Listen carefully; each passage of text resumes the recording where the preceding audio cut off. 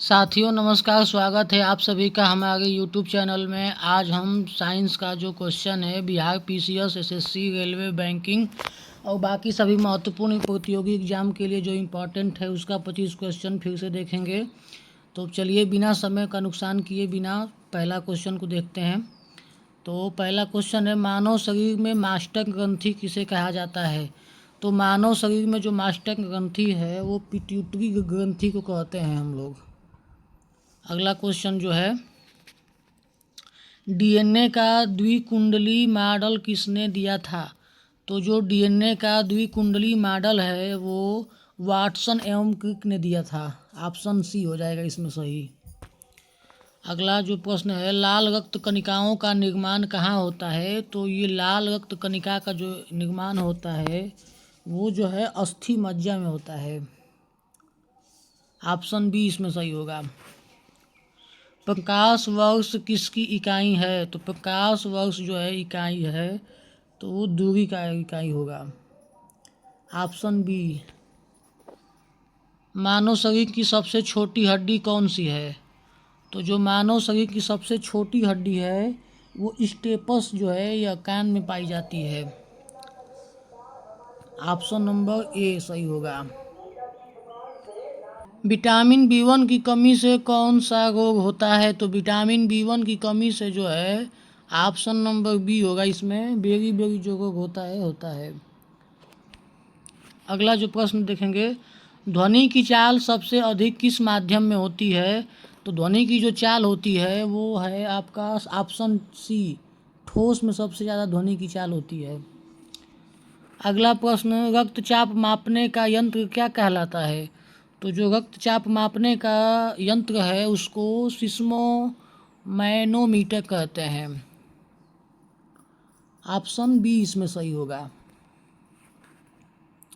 अगला प्रश्न, न्यूटन का तीसरा नियम किससे संबंधित है? तो जो न्यूटन का तीसरा नियम है वो ऑप्शन बी, क्रिया और प्रतिक्रिया के नियम से संबंधित है।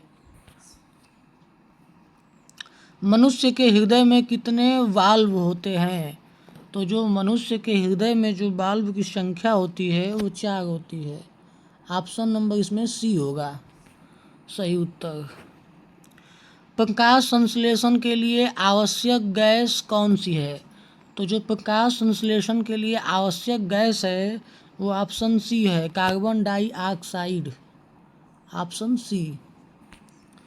अगला प्रश्न, सबसे कठोर प्राकृतिक पदार्थ कौन सा है? तो सबसे कठोर जो प्राकृतिक पदार्थ है वो जो ग्रेफाइट होता है, हीरा जो है वो सबसे कठोर होता है। Option number C. मानव शरीर में सबसे बड़ी धमनी कौन सी है? तो जो मानव शरीर में सबसे बड़ी धमनी है वो ऑप्शन नंबर बी होगा, महाधमनी होगा। पृथ्वी के वायुमंडल में सबसे अधिक मात्रा किस गैस की है? तो पृथ्वी के वायुमंडल में सबसे अधिक मात्रा जो है वो सी होगा, नाइट्रोजन। ये सबसे अधिक पाया जाता है वायुमंडल में। इलेक्ट्रॉन की खोज किसने की थी? तो इलेक्ट्रॉन की जो खोज है वो ऑप्शन बी, जे थॉमसन। एक इसका ट्रिक भी है, ईटा पर नाच। इससे आप लोग इलेक्ट्रॉन, प्रोटॉन और न्यूट्रॉन के सभी लेखक के नाम और सॉरी खोजकर्ता के नाम आप लोग जान सकते हैं। मानव शरीर का सामान्य तापमान कितना होता है? तो मानव शरीर का सामान्य जो तापमान है वो प्रश्न संख्या 16 का जो है ऑप्शन नंबर सी होगा सही, 37 डिग्री सेल्सियस। ये तो आप लोगों को पता होगा। ब्लैक होल किस सिद्धांत वैज्ञानिक का नाम जुड़ा हुआ है? तो जो ब्लैक होल सिद्धांत से किस वैज्ञानिक का नाम जुड़ा है? तो ऑप्शन नंबर सी होगा, स्टीफन हॉकिंग्स। ऑप्शन नंबर इसमें सी सही होगा उत्तर। उसके बाद जो अगला प्रश्न है, पौधों में जल का परिवहन किस ऊतक द्वारा होता है? तो जो पौधों में जल का परिवहन होता है वह जाइलम के द्वारा होता है। ऑप्शन नंबर इसमें बी सही होगा। मानव शरीर में सबसे बड़ी कोशिका कौन सी है?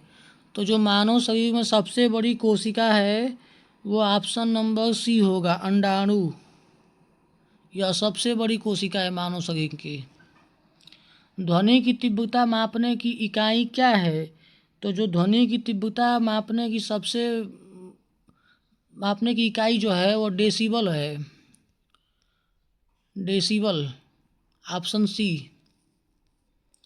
रक्त का पीएच मान लगभग कितना होता है? तो जो रक्त का पीएच मान है वो ऑप्शन बी 7.4 होता है रक्त का पीएच मान।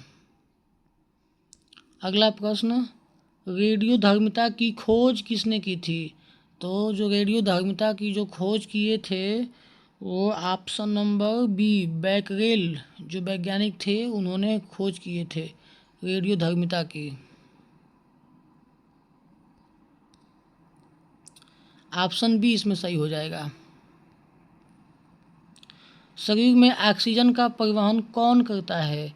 तो जो शरीर में ऑक्सीजन का परिवहन करता है वो हीमोग्लोबिन करता है। सूर्य की ऊर्जा का मुख्य स्रोत क्या है? तो जो सूर्य की ऊर्जा का जो प्रमुख स्रोत है वो नाभिकीय संलयन है, इससे ही सूर्य की ऊर्जा का निर्माण होता है। मानव शरीर में सबसे लंबी कोशिका कौन सी है? तो मानव शरीर में जो सबसे लंबी कोशिका है वह तंत्रिका कोशिका है, जो न्यूरॉन्स होते हैं। तो आशा करता हूँ कि आप लोगों को मेरा जो साइंस का सेशंस है वो आपको पसंद आया होगा, और जो आपकी राय होगी वो आप हमें कमेंट सेक्शन में अवश्य बताइएगा।